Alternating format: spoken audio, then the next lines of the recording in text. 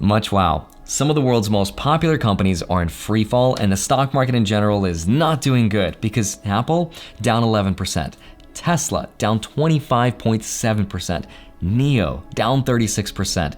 This is causing some people to think that we're in the beginning stages of the worst market crash that we've seen since 1929.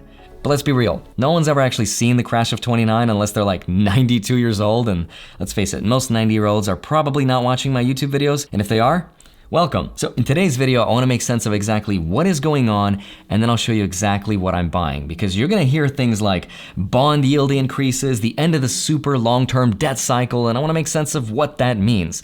And hopefully this gives you some insight, but at the end of the day, anyone can make a prediction about the market crashing, and eventually they'll be right.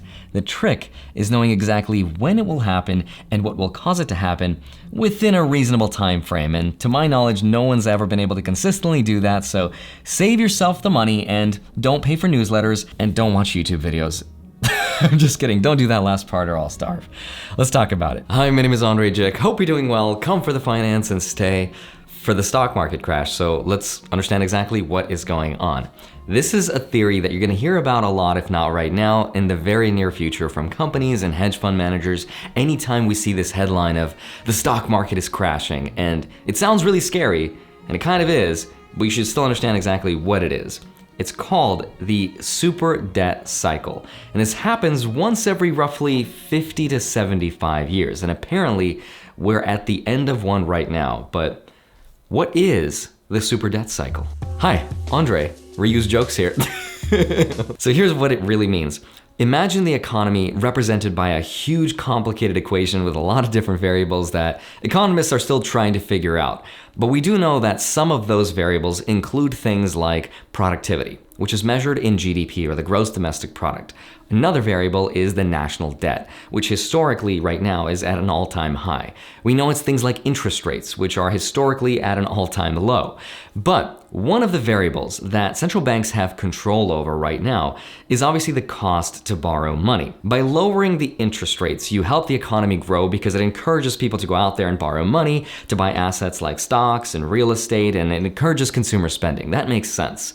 But there is a limit to how far you can decrease the interest rate before you lose control over that variable and it no longer has any effect on the economy. When you combine that with a couple other things, it is said that we are nearing the end of a long-term or super debt cycle. And here's what that really means. Now, Ray Dalio is really the best person to explain this, but the last time that we had the end of the super debt cycle was after the Second World War in 1945, when we signed the Bretton Woods Agreement, and we basically created a whole new monetary system where we said to the world, "Hi world, you see this dollar? It's about to become the new world reserve currency for everybody else. What's up? Oh, you don't like it? It'd be a shame if someone found oil in your country." And so imagine these booms and busts. The last times were 2008 and 2020, which are some of the more recent ones. But if you could zoom out and look at the last 50 years, you could see these short-term debt cycles play out where we have booms and then crashes and booms and crashes. But on the whole, the trend line is upward. That is the long-term debt cycle. But they don't always go up. At some point, they have to come back down, and that marks the end of a long-term debt cycle, which usually marks the beginning of a new type of credit system. And here's where the real worry is. Investors are worried that central banks, aka Papa Powell, have lost control over helping the economy grow by just lowering the interest rates alone with their monetary policy that's loose like sleeve of wizard. Because remember, those techniques have limitations, and quantitative easing, aka infinite money glitch, aka money printer go no longer have any effect. So we have to find different techniques of helping the economy grow and fight the inflation from what happened in 2020 and potentially this year as well. And that's where this potential fear over a tightening of monetary policy begins, because a tighter monetary policy means higher interest rates, which tends to increase the rates of bonds, which scares people away from the stock market, and it begins to fall. So all of this growth that's been fueled by monetary expansion for decades and decades makes people believe that at some point this long-term debt cycle has to come to an end and the debt must be repaid. It's a movie quote from somewhere, I don't know from where. So as investors in the markets, we have to look at what's called the risk premia But what is risk premia?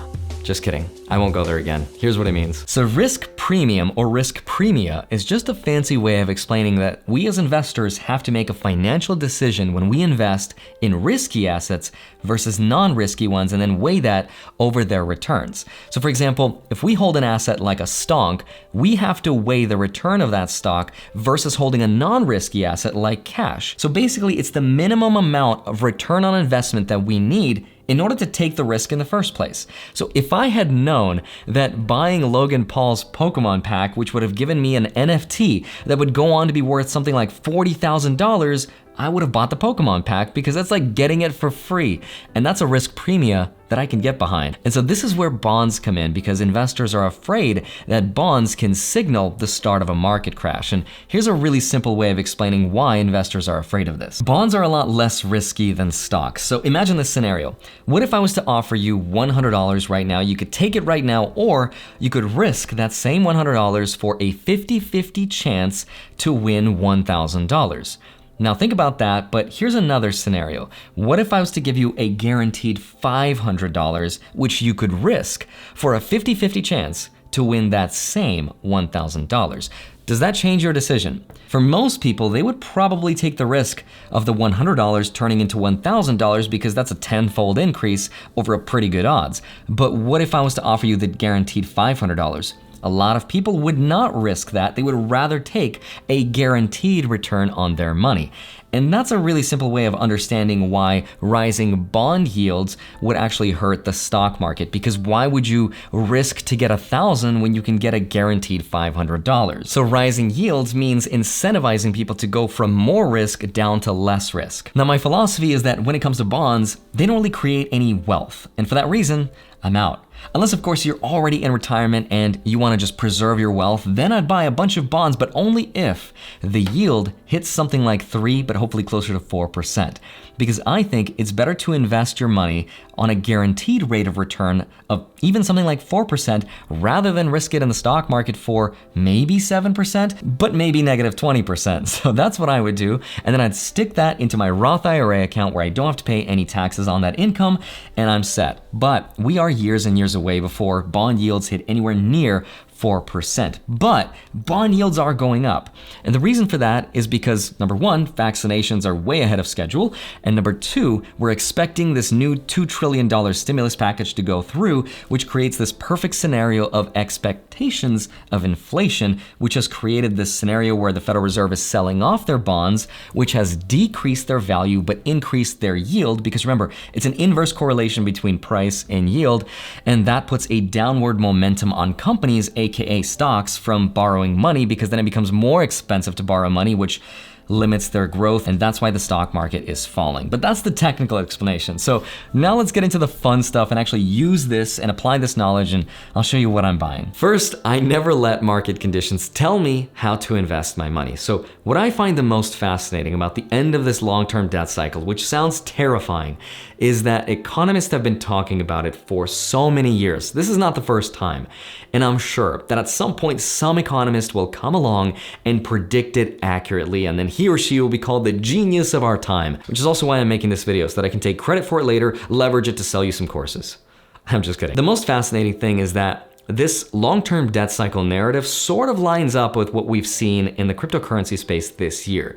Because remember, the end of a long-term debt cycle usually means the creation of a new credit system. And I can totally see how in the near future, we're going to change the credit system and be able to borrow money not from banks like we do today, but perhaps we'll crowdsource or crowdfund our debt to somebody else, like a blockchain company or a crypto company or what have you.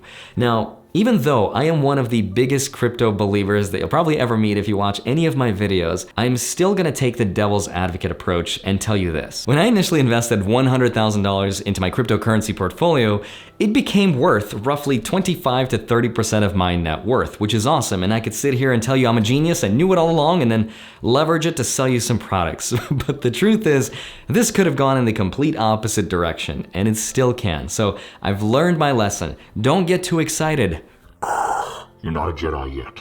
But even though I have every reason to sit here and tell you that you should move your money away from the stock market and into the future with cryptocurrency, the truth is I would never tell anyone that. I don't believe that at all, because even though the technology is there, and even though I fully believe that blockchain and cryptocurrency will be the new credit system in the future, that's inevitable. The truth is we are so far away from that point. The regulatory system, the justice system, the legal system is so very far away from understanding what smart contracts are, let alone writing rules, code, and regulation to support these ideas. So I guess what I'm saying is, even though the stock market looks as though it's set up to drop with a once-in-a-lifetime generational event, one truth will always be the same: buy the dip.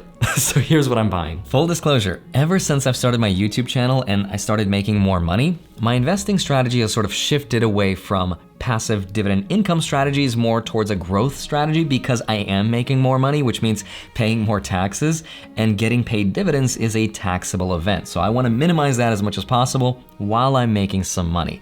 And if I see the opportunity to buy in at depreciated prices like we had this week, then I'm gonna buy some stocks, because my philosophy is, even though the stock market's a roller coaster, the only people that get hurt are the ones that get off halfway through, and I'm not about to get off. So that's why I bought 150 shares of Apple at $122.26 a share for a grand total of $18,339. Dollar cost averaging, done right. Not really, but I do love Apple, and since I don't have any shares in the EV market, I think I kind of fixed that.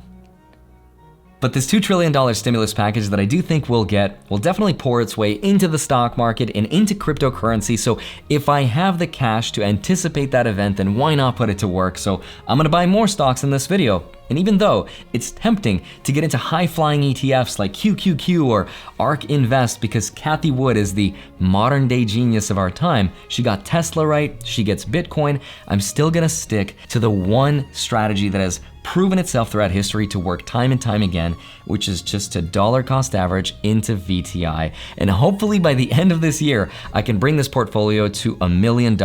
That is the goal. But after you're done watching this video, please go check out Ben Felix's video on chasing top fund managers, where he talks about these hedge fund managers that look like a genius when they're up, but when they fall a lot harder than the average stock market. And by the time most investors get in, their returns are nowhere near the expected previous rate of return. And since the expense ratios are so high, well, you're gonna pay a lot more money for it. So remember, always keep your expense ratios low. That is this number right here. Keep it low, keep it simple, keep it safe.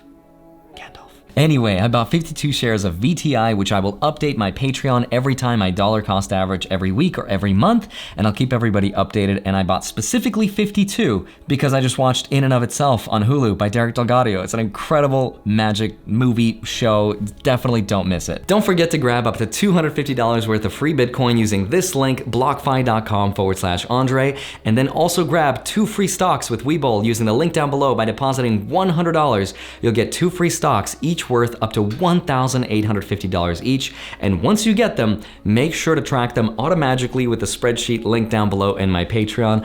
Love you. Thank you so much for watching this video. I'll see you back here on Monday and Fridays, sometimes a Wednesday, and I'd really love to know your thoughts. And if you haven't already, go subscribe to the Millennial Money Podcast. It's with my friends Graham, Kevin, and Jeremy. It's a lot of fun. We post every Tuesday at 6 p.m. Pacific. Anyway, I'll see you soon. Bye-bye.